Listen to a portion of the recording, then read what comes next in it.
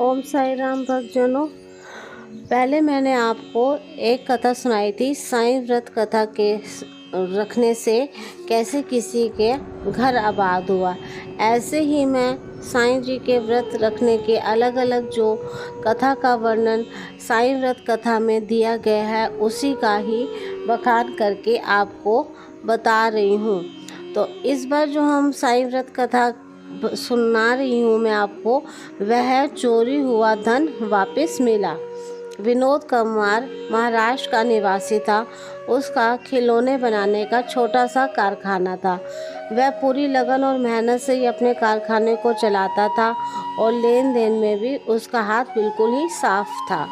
सब कुछ आराम से चल रहा था। एक दिन विनोद कुमार जब सुबह अपने कारखाने पहुंचा तो उसने देखा कि उसके वहाँ का ताला टूटा हुआ है। यह देखकर विनोद के पैरों के तले की ज़मीन ही निकल गई। अंदर जाने पर उसने देखा कि उसकी अलमारी खुली पड़ी है और उसमें रखी हुई 50,000 की रकम और कुछ ज़रूरी जो उसके कामकाज के कागज़ थे, वो सब वहाँ से गायब है। उसके कारखाने में चोरी हो गई थी। पुलिस को बुलाया गया। पुलिस इस निष्कर्ष पर पहुंची कि धन के साथ कागजों का गायब होना किसी जान पहचान वाले व्यक्ति का ही चोरी का इसमें हाथ लगता है। परंतु विनोद को किसी पर भी कोई शक नहीं था। उसका कोई शत्रु भी नहीं था। फिर उसके साथ ऐसा कौन क्यों कर सकता है। उसके सभी नौकरों से पूछताछ करी गई, किंतु सब व्यर्थ गया। विनोद के लिए 50,000 की रकम काफ़ी बड़ी थी और गायब हुए कागज़ों के बिना उसके आगे का लेन देन भी संभव नहीं था कि उसके किसी रिश्तेदार ने उसे कर्ज भी नहीं दिया जिससे विनोद को पैसे लेने थे।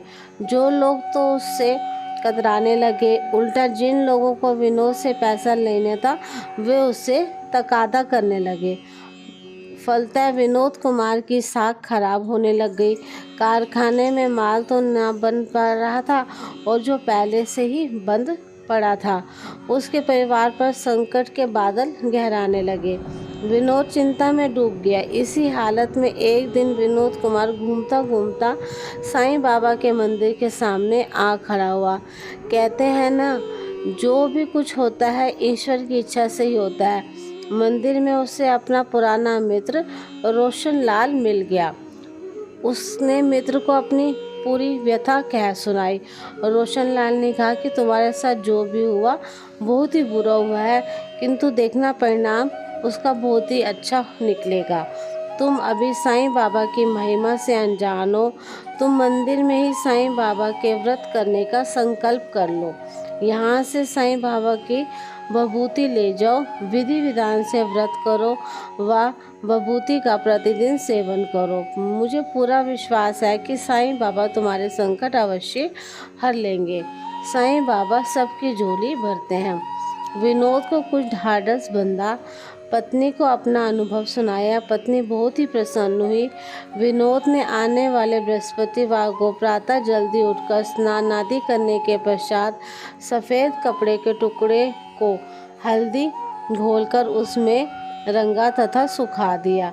फिर एक स्वच्छ वस्त्र पर आसन बिछाकर साईं बाबा का चित्र उस पर स्थापित किया। चंदन का तिलक लगाया और पीले पुष्पों की माला चित्र पर चढ़ाई।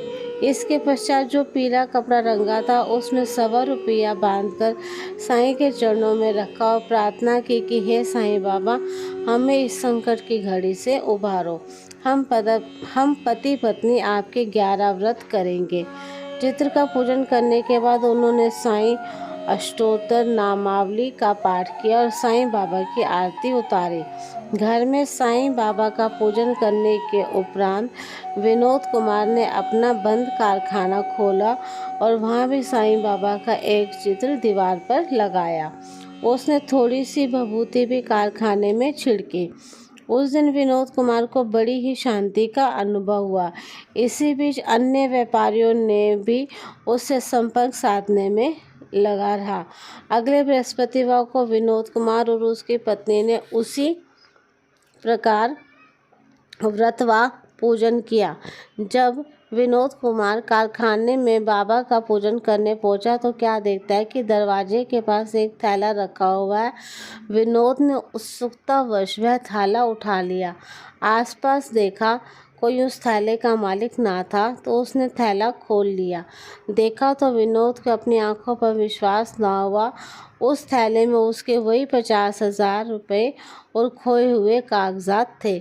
वह कारखाने के अंदर जाकर साईं बाबा के चित्र के सामने जा भाव विभोर होकर रोने लगा और बार बार यही कह रहा था कि बाबा, आपकी महिमा अपरंपार है, आपने मेरी डूबती नैया पार लगा दी। तभी उसका नौकर रतन, जो छिपकर बाहर ही खड़ा था, अंदर आ गया और विनोद के पैर पकड़ लिए। विनोद हैरान था कि यह क्या कर रहा है। रतन बोला, मालिक, मेरा अपराध क्षमा कर दीजिए, यह करतूत मेरी ही थी।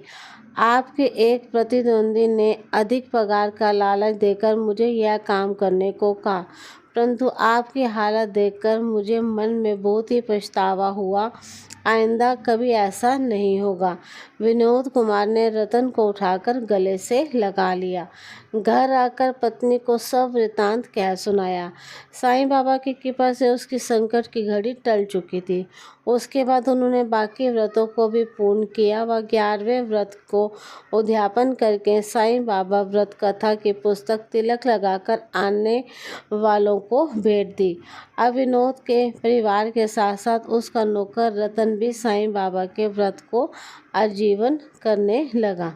ओम साई राम भक्तजनों, मैं अपने अनुभव से भी आपको यही कहूँगी कि हमें साईं बाबा के ऊपर पूर्ण रूप से विश्वास रखना चाहिए। हमने भी साईं बाबा के बहुत सारे चमत्कारों का अनुभव अपने जीवन में किया है।